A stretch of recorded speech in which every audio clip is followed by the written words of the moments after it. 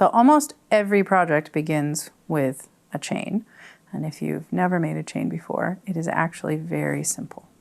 You'll start with a slip knot on your hook, and then you are going to bring your yarn over your hook from behind and catch that yarn over in the throat of your hook and pull it through the loop behind it. Now you see that I'm holding on to the bottom of that stitch here. That helps to stabilize it a little bit and makes this whole process a little bit easier.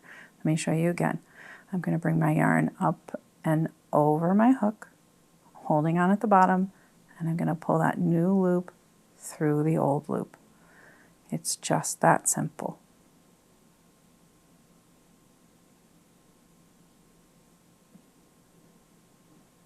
You just repeat this for as many chains as you need for your project, or however many chains your pattern indicates.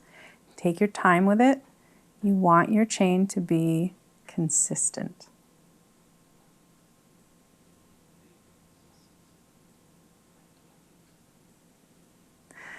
Consistency will come with patience and practice.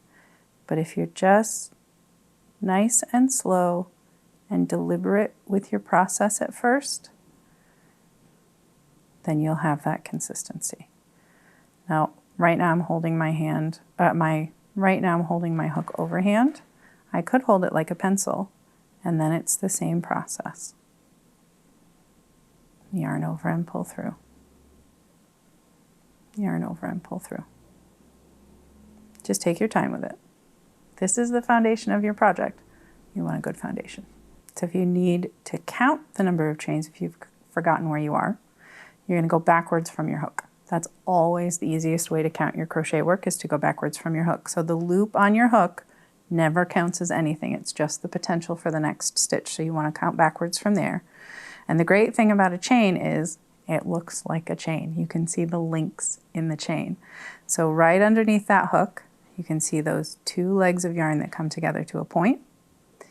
That's 1, 2, 3, 4, 5. So you just count backwards that way. If you have a really long chain and you need to keep track of your stitches, I highly recommend stitch markers. You can put them in every so often. If it's a really long chain, I like to put them in every 20 stitches. So I'm not actually going to put it in the 20th one here because I haven't counted as I went along, but I'm guesstimating here. Let's say that's 1 for every 20 stitches.